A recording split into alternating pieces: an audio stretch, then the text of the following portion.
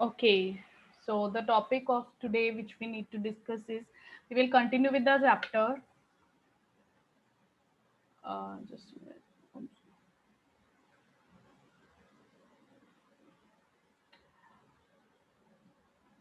Okay, let me share again. This, this one.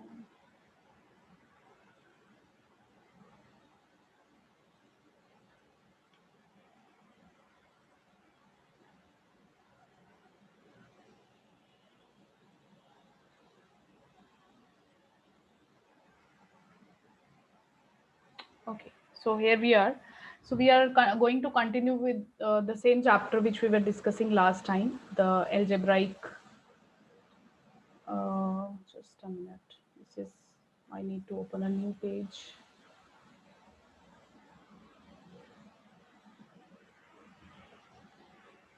Okay, so the first thing we are going to talk about is primitive element, and then we will be talking about primitive element theorem and its further consequences. So before giving you the statement, let me tell you the examples related to this we have already discussed. One example was this, in which we proved that we can write it like this, that q root 2 root 3 is same as q root 2 plus root 3, right? We proved it. We could show that the elements root 2 and root 3 can be generated from root 2 plus root 3, and similarly root 2 plus root 3 can be generated from root 2 and root 3. So we proved them equal. In fact, you will find this result in your book, that q square root a square root b is always going to be same as this, where a and b are any rational numbers. Square root a of that is not a rational number, but a and b are rational numbers. So this is what is going to happen for every this kind of extension. Now the point is why this is uh, supposed to be written like this. Why we are interested to find a single element. Like on one side we have two elements. It can be more than two also, but right now we are going to only talk about two elements. That if you extend your field with an extension using two elements which do not belong there, then can you find another element C such that you can write it like this? So this is just a single element. These are two elements. So such an element is said to be the primitive element. So the theorem concerned with this states that if F is a field of characteristic 0 and AB are algebraic over F, then there exists an element C in FAB such that FAB can be written like FC. And this kind of extensions are known as simple extension. So we already have the definition of algebraic extension, finite extension. So this is a new word which I'm giving to you. Simple extension. Those extensions which can be finitely generated from the field just by a single element, one element, those extensions are known as simple extensions, and the element C is called the primitive element. So this theorem is telling us under what conditions it is possible that we can convert an extension to a simple extension. So that means not every extension of this kind can be written like f of C, where C is a primitive element. So there are some conditions on the field. What are those conditions? That the field should be of characteristic 0 and those elements should be algebraic over F. Then only we can write it like this. So example is the one which I have just shown you, that if you have q root 2, root 3, we know we can write it like root 2 plus root 3. So you can see the conditions are satisfied. Q is a field of characteristic 0, we know that, and this two elements, root 2 and root 3, both are algebraic elements over F. So according to the above theorem, we can write. So the theorem is just telling us there exists an element, but what exactly is that element and how do we construct that element? So theoretically, there is a altogether different way of doing that. The proof of the theorem tells us to construct that element, but right now I'm not going to do the proof of it because the proof is quite lengthier. I just want to focus on doing the questions related to this. So let's just skip the proof. The important point is you should be understanding the conditions that when this is possible. So this is one example where it is possible, and similarly you can have more examples of this. So let me give you another example. Q 2 raised to power 1 by 4, 2 raised to power 1 by 2. Yes. So can anybody tell me the answer? What should I write?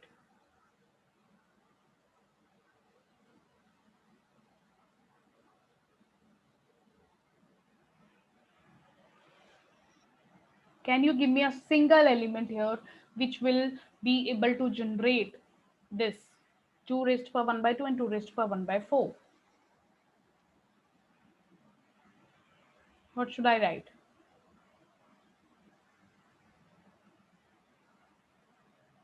2 raised to power 1 by 4. 2 raised to power? Yes. What is the answer?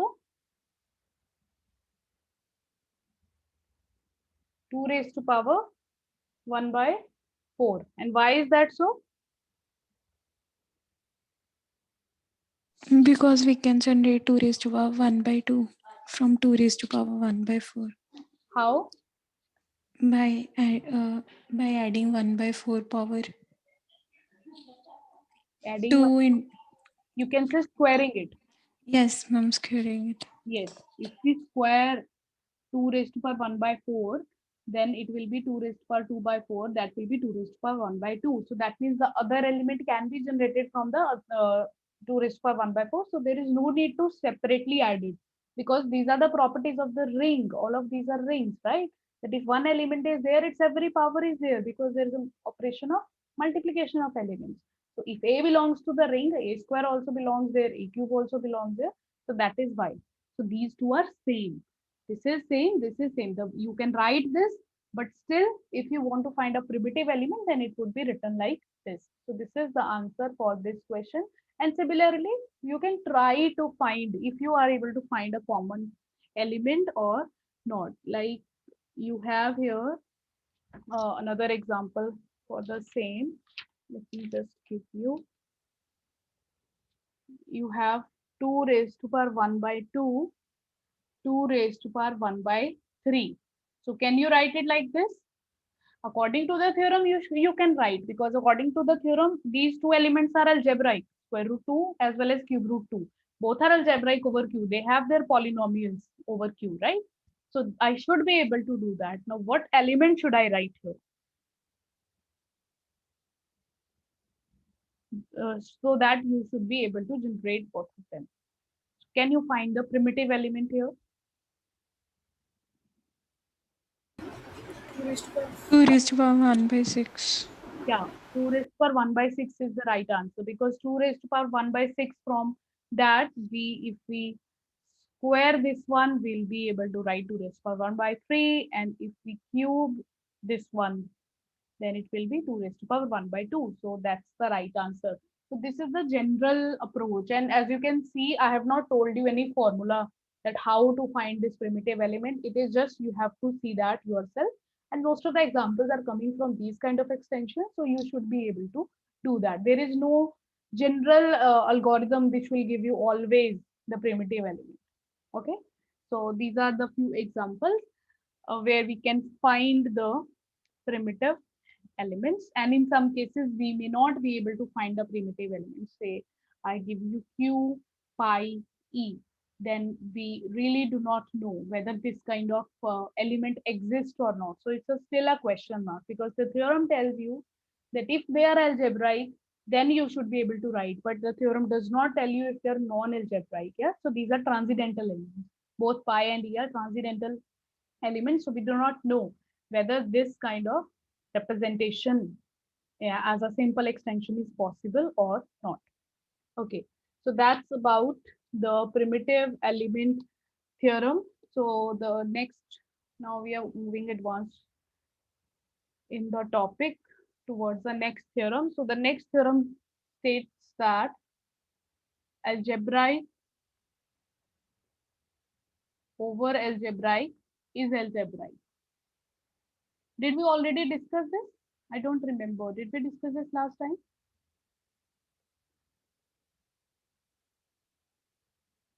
I just hope not. So let me give you the statement. If K is an algebraic extension of E and E is an algebraic extension of F, then K is an algebraic extension of F. So we have this order with us: F, E, K, right? So E is an algebraic extension of F and K is an algebraic extension of E, then K is an algebraic extension of F.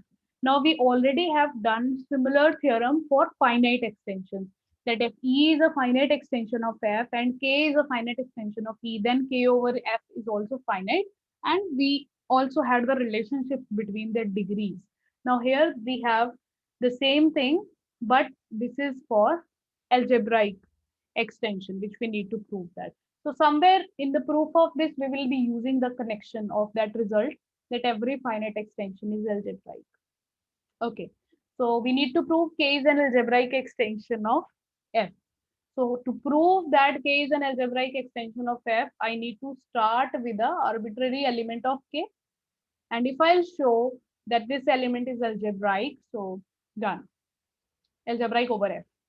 So let A belongs to K. Now, since, sorry, since K is algebraic extension of E, it implies there exists a polynomial in E such that f of A is 0. So that's just the definition of the algebraic. So let this fx be a0 plus a1x, a2x square, an xn. So where these ai's will be, they will be from E. Right.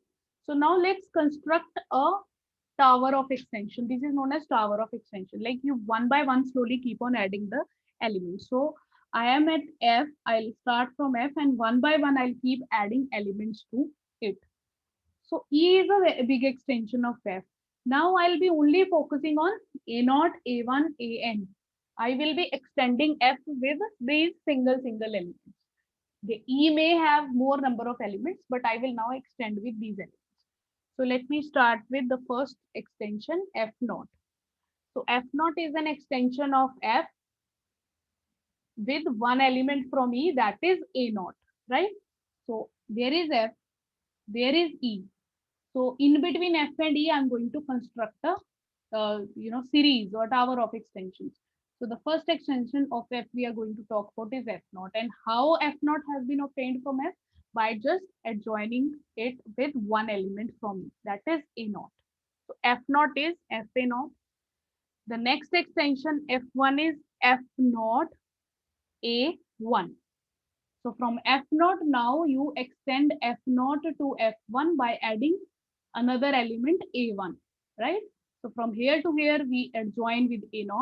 From here to here we adjoin with A0, A1. So that's why it is written as F0. And obviously, this will be same as f a naught a1. And then you have f2 will be f1 a2. So another extension in this series is f2. So from f1 to f2, how you are going by a2. So you continue this practice, and ultimately, because it is a naught, a1, a2, an, so you will reach fn, where fn will be fn minus 1 an. So what is this going to be? F a naught, a1, a2, and in the same sense, this is going to be a naught, a1, a2, an, right? So that extension is fn. So we have now f is contained in f naught, is contained in f1, and so on is contained in fn, and then there will be e, right? Now one more element is left. Which particular element is left? A. So further, I am going to add one more element. Let me call this extension as this notation. Means I'm not giving it another name. You can give it another name, but I'm just appending one more element. A. A is, remember, the arbitrary element considered at the beginning. So Fna is definitely going to be F A naught A1 An A. So this is also going to be ultimately an extension of F. So now I'm interested. You can see here this Fna is an ultimately extension of F. Means here one more thing is added, Fna. So now I'm interested in finding the degree of this Fna over F. So if I find the degree of Fna over F, so I can write it like this is Fna over Fn into Fn over Fn minus 1, and so on. The last one will be F naught over F. So this is that theorem, right, which we discussed last time, that if you have this extensions, like F is an extension of E is an extension of K, then the degree of K over F, this over this, what is the degree relation? K is to E into E is to F. This is to this into this into this. So same is what we are doing here.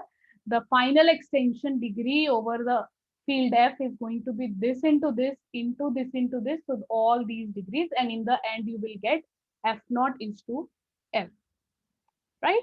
Now we are saying that this is a finite number. Now how this is finite? Because this is a product of finite numbers, right? Now how this is a product of finite numbers? How do you know individually these are finite? Fna is to Fn, Fn is to Fn minus 1, because you look at the way you have appended them. You have what kind of elements you have joined? Algebraic elements. You have generated them with single element. From F naught, from F to F naught, you joined A naught, and A naught is an algebraic element over F. Similarly, A1 is algebraic over F. So being algebraic, so they are roots of some polynomial. Do not get confused that F is that polynomial. I'm talking about now coefficients. Fx is the polynomial of A, the original element. But each of them, A naught, A1, because they are belonging to E, and E is an algebraic extension of F, so each of these will satisfy some polynomial of finite degree, obviously. So therefore, each of these extensions is going to be a finite extension, right? So since each one of them is finite, their product of finite is finite. Okay, so this implies this extension is finite extension of F. Now, where you were, so that means this extension particularly is going to be algebraic, because every finite extension is algebraic. Now, since this is algebraic extension of F, it implies A is algebraic over F. This is what we wanted to prove. We started with an arbitrary element. We wanted to prove it satisfy a polynomial over F. So we are not here constructing what polynomial it will be. We have just used a combination of results, the connections between finite and algebraic to prove, right? So that proves ultimately the result that algebraic extension of an algebraic extension is an algebraic extension. So now let's do one corollary of this theorem, which says that let E be an extension field of E, sorry, F, E is already there. Let E be an extension field of F. Then the set of all elements of E that are algebraic over F is a subfield of E. The proof is very simple. You can read from the book. I'm just going to make you understand the statement of it. So what this is saying, that if we have an extension of a field, right? Now, if we have an extension, so what are the possibilities? It may be algebraic, it may be non-algebraic. Non-algebraic means transcendental, right? So any extension, either it is an algebraic extension or it is a non-algebraic extension. So if E itself is an algebraic extension, that means every element of E is algebraic over F. So in that case, the result which tells us that the set of all elements which are algebraic forms a subfield of E. So if E itself is algebraic, then the set of all elements of E which are algebraic over F is going to be E itself, and every field is a default subfield of itself. So then the above result is justified. Okay. And if E is non-algebraic, in that case, that means there will be some particular elements which will be uh, there, which will be algebraic over F, and that is going to be subset of E, and that subset is going to be subfield, right? So I hope that result is clear. Now, what is the benefit of this result? What do you mean by subfield? What properties will be there? Because it is going to be a field, so that means the sum of two algebraic elements is going to be algebraic, right? It should be closed under addition because it itself is going to be a field, and it should be closed under multiplication. The multiplication of two, the product of two algebraic numbers is algebraic. The product of two, the addition of two algebraic elements is algebraic. The inverse is there.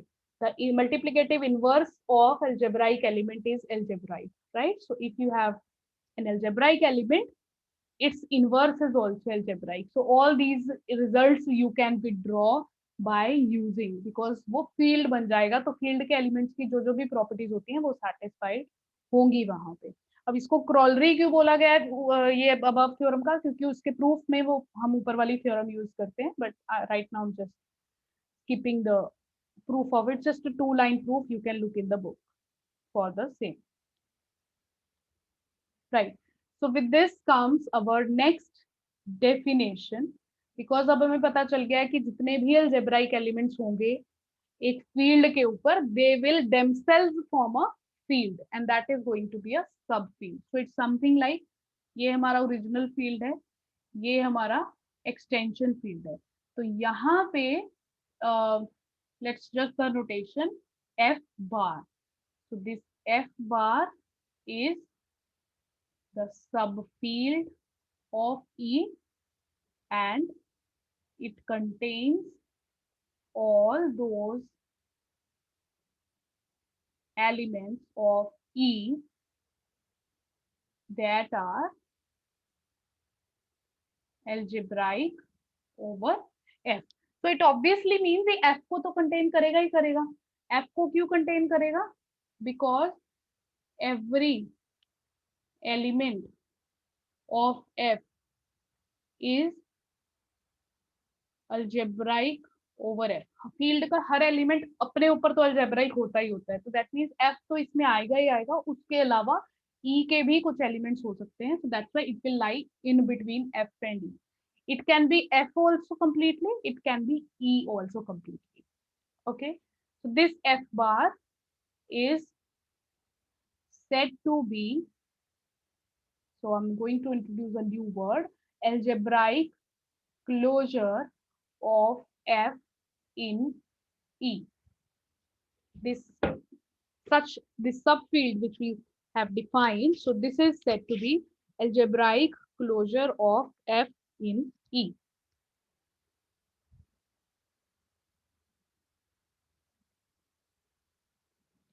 Right?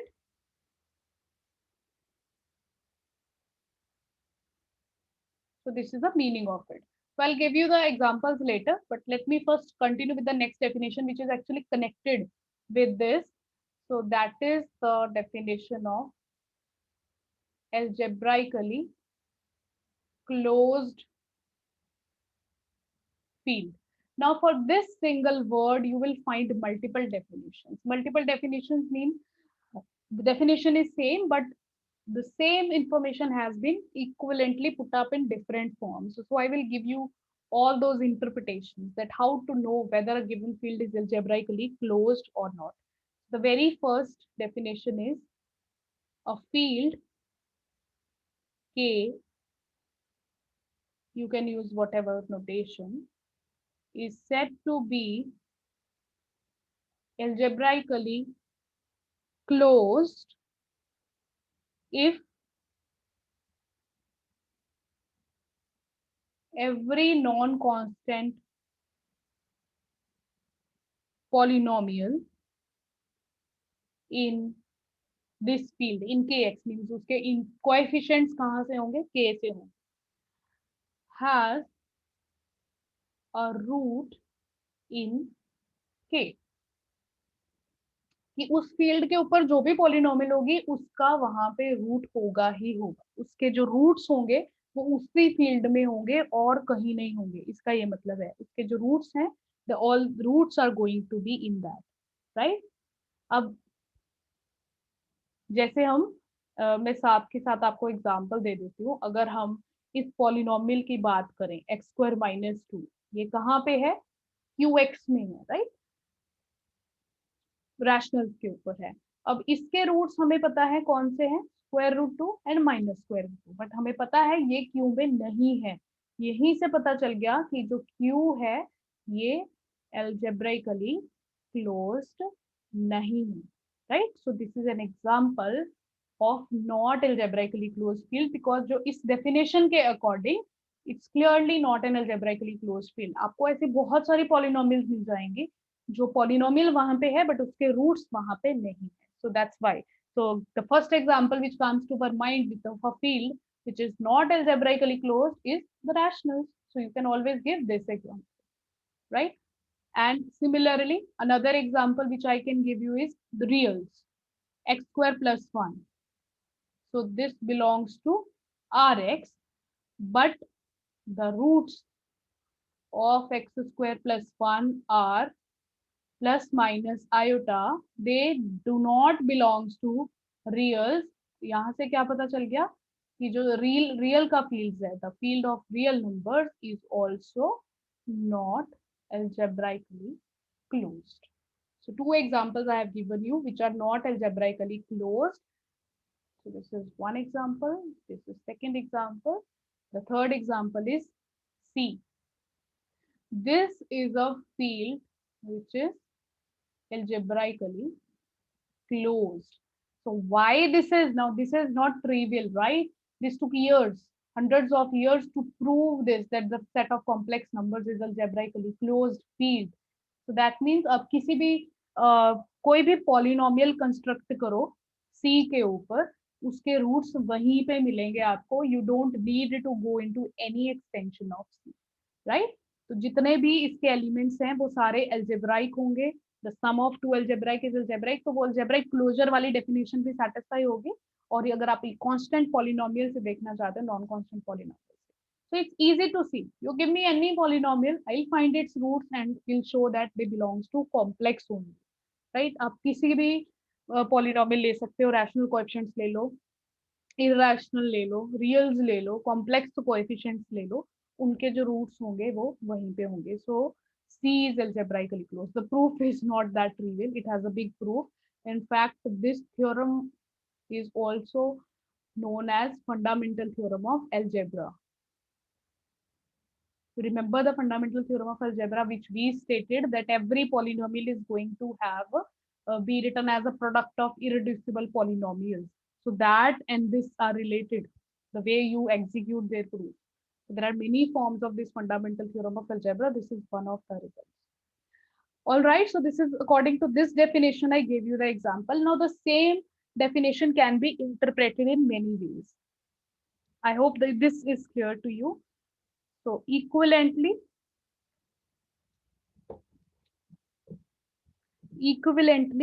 we say that an algebraically closed field has, oh, let me write it again in a better way. A field is said to be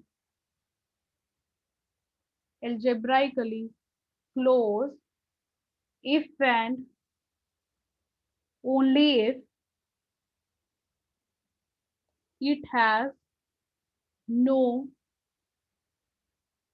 algebraic extension other than itself.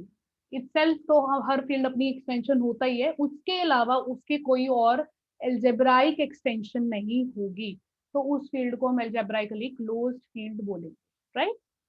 मतलब जरूरत ही नहीं है उसकी algebraic extension की, क्योंकि जरूरत, देखो एक्सटेंशन करने की जरूरत कब पड़ती है, अगर आप इसको थोड़ा अलग साइकोलॉजी से समझो कि why do we need to give extension to the field. हम उनमें इसीलिए एक्सटेंशन करते हैं कि कुछ पॉलिनोमियल्स होती हैं जिनके रूट्स नहीं मिल रहे होते, हम उनको एक्सटेंड कर सकते हैं.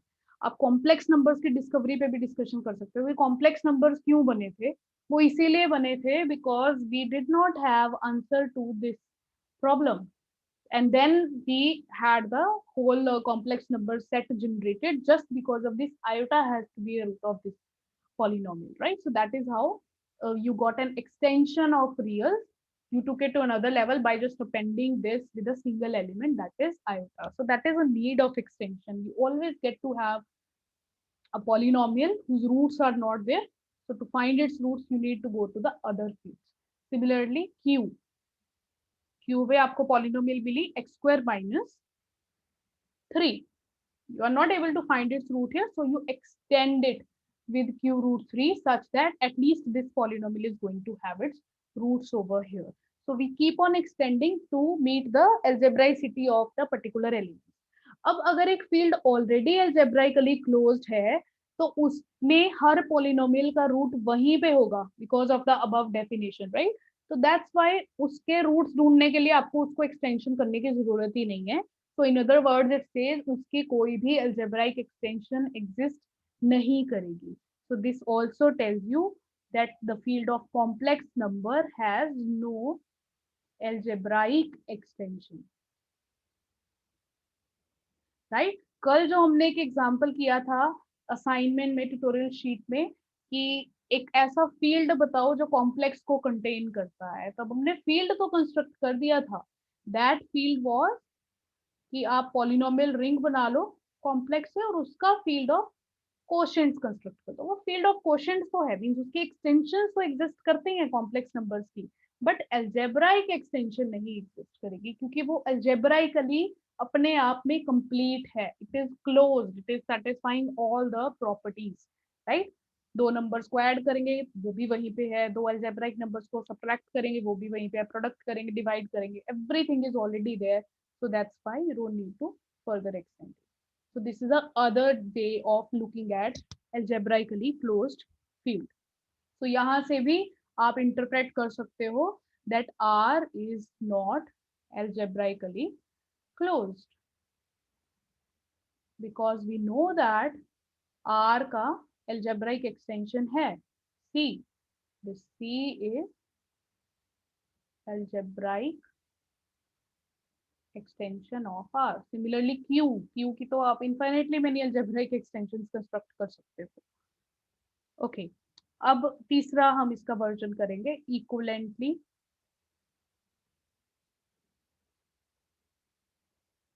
If every non constant polynomial splits into linear factors in Cx. Oh, sorry, I should not write C, K.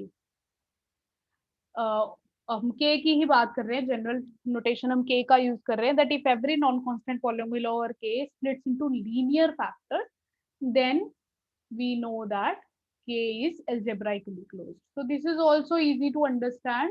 It's connected with the first definition. So first definition means the main definition है algebraically closed field की. That definition is telling you कि हर non-constant polynomial के roots होंगे वहां पे. तो roots होने का मतलब है कि linear factors में split हो जाएगी, right? तो हमेशा linear factors में हम लिख ही तब सकते हैं जब roots वहां पे होते हैं. जैसे हम कहते हैं कि splitting field में जाके पॉलिनोमियल है लीनियर फैक्टर में स्प्लिट हो जाती है, बिकॉज स्प्लिटिंग फील्ड वही फील्ड होता है जहाँ पे किसी पॉलिनोमियल के रूट होते हैं. So don't get confused between the splitting field and algebraically closed field. जो splitting field होता है वो एक particular polynomial का splitting field होता है, right?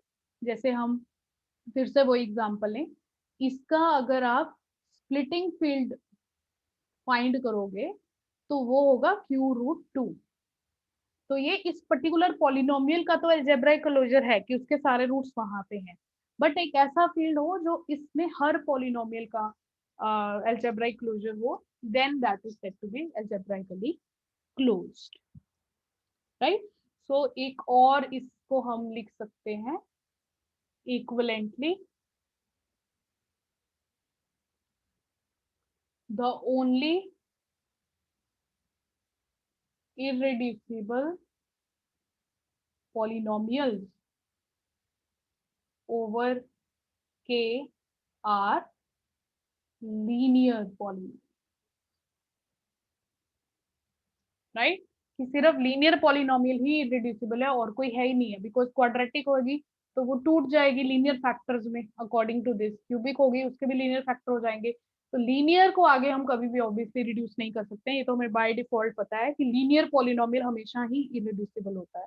अब हम कह रहे हैं कि सिर्फ लीनियर ही इरेड्यूसिबल होंगे उस फील्ड के ऊपर और कोई नहीं होगा, तब वो फील्ड जो है अलजेब्राइकली क्लोज होगा. तो आप कॉम्प्लेक्स के ऊपर कोई भी पॉलिनोमियल लिखो, quadratic, cubic of degree greater than 1, that polynomial is always going to be reducible if degree is strictly greater than 1, because that is a algebraically closed field. Okay, so these are the definitions and these are the examples of algebraically closed fields, and now I will connect it with the above definition, algebraic closure. I told you algebraic closure. Okay, so this algebraic. Excuse me ma'am, ma'am एक doubt था. हाँ, ma'am कल जो हमने field of question generate की थी उसमें तो हमने ये कहा था ना कि जो हमारी पॉलिनोमियल होगी वो कांस्टेंट पॉलिनोमियल होगी, क्योंकि तभी उसका इनवर्स एग्जिस्ट करेगा. हमने f(x)/gx बनाया था तो उसमें ये था कि हमारे पास कांस्टेंट पॉलिनोमियल ही होगी. No no no, you got confuse. वो नॉर्मली फील्ड की बात हो रही थी कि हर फील्ड में जो कांस्टेंट पॉलिनोमियल होती है सिर्फ वो ही इन्वर्टिबल होती है, राइट? बट अगर आप उसका पॉलिनोमियल रिंग से ये वाला फील्ड कंस्ट्रक्ट करते हो, fx ओवर gx कंस्ट्रक्ट करते हो, अब इसमें fx और gx तो कुछ भी हो सकते हैं ना, क्योंकि इसमें तो आपने डिवीजन अलाउड कर दी, राइट। आप इसमें gx में कुछ भी ले लो, नॉन जीरो होना चाहिए, तो वो दैट इज अलाउड। मींस इसमें it can be any constant non constant polynomial, क्योंकि ये फील्ड नहीं है, उसका polynomial ring is not a field, तो वो दैट इज वाई वो इन्वर्टिबल नहीं है। हम पॉलिनोमियल रिंग की बात कर रहे थे कि पॉलिनोमियल रिंग जो होती है वो फील्ड क्यों नहीं होती है, क्योंकि उसमें नॉन कांस्टेंट पॉलिनोमियल जो होते हैं उनके इन्वर्सेस नहीं एग्जिस्ट करते हैं।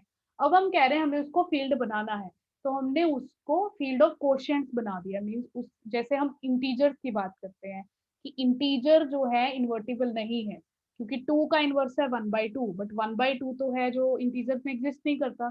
तब हम चाहते हैं अच्छा अब इंटीजर्स को फील्ड में कन्वर्ट करते हैं तो वो रैशनल्स ही बनते हैं, 2/3, right? So same is here. So हम किसी भी इंटीग्रल डोमेन से उसका फील्ड ऑफ क्वोशिएंट कंस्ट्रक्ट कर सकते हैं। इस फील्ड ऑफ क्वोशिएंट में सभी तरह के पॉलिनोमियल्स होंगे। Yes, is that your question? I could not connect it with yes today's yes ma'am, यही मतलब यही आप था। आज वाले से कैसे कनेक्ट कर रहे हो?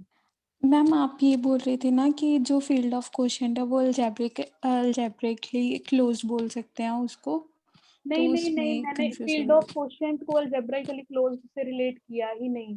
मैंने सिर्फ आपको एग्जांपल दिया था। अलजेब्राइकली क्लोज्ड फील्ड तो अलजेब्राइक एक्सटेंशन होना चाहिए।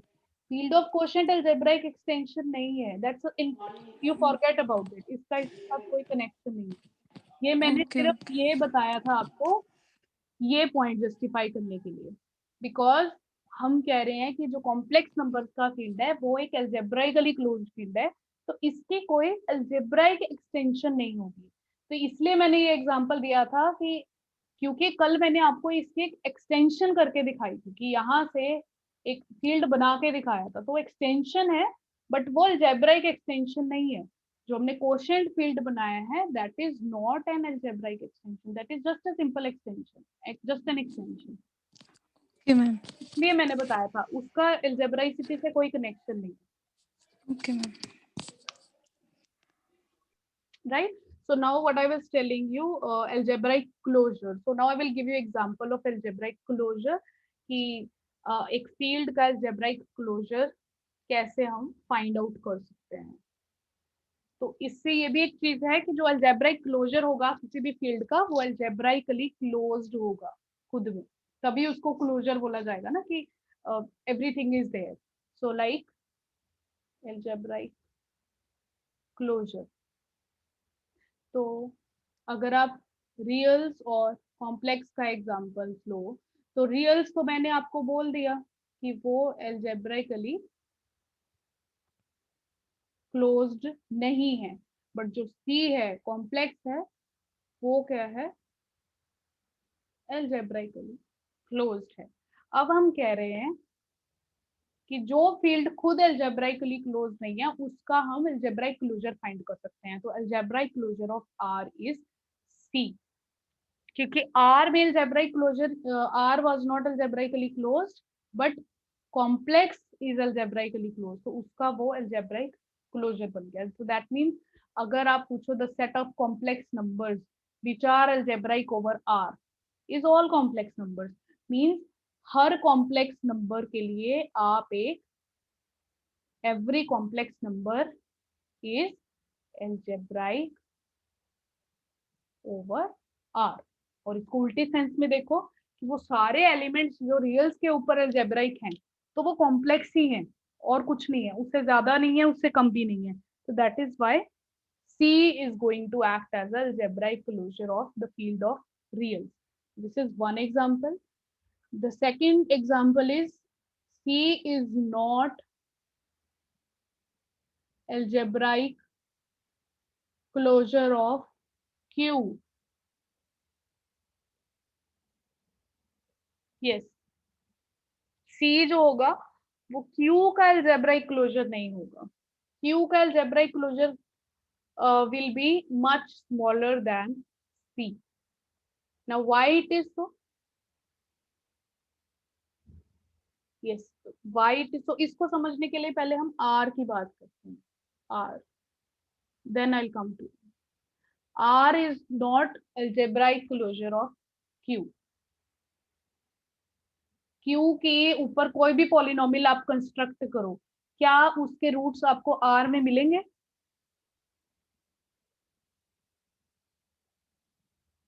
अगर आप रैशनल्स के ऊपर कोई भी पॉलिनोमियल लिखते हो, क्या उसके रूट्स डेफिनेटली रियल्स में मिल जाएंगे आपको? Yes ma'am. Yes ma'am. No ma'am. x square plus 1 belongs to qx has no roots in r, तो इसीलिए r उसका अलजेब्राइक क्लोजर नहीं हुआ, क्योंकि algebraic closure has to be algebraically closed. उसमें आपको वो उसके रूट्स मिलने ही चाहिए according to the definition, right? तो r is not algebraic closure of q। तो जब भी आपको किसी फील्ड को देखना है कि ये उसका अलजेब्राइक क्लोजर है कि नहीं है, आप एक पॉलिनोमियल कंस्ट्रक्ट करो अपने फील्ड के ऊपर, और अगर हर पॉलिनोमियल के रूट्स उसमें मिल जाते हैं तो that is algebraically closed field, and that is going to be algebraic closure. So R is not algebraic closure of Q because उसमें एक polynomial है जिसके यहाँ पे roots नहीं है. So we'll come to more examples of this the next time. Today we are done with time. So the next time we'll continue from the same point. That's all about today. Yeah, thank you. Thank you ma'am.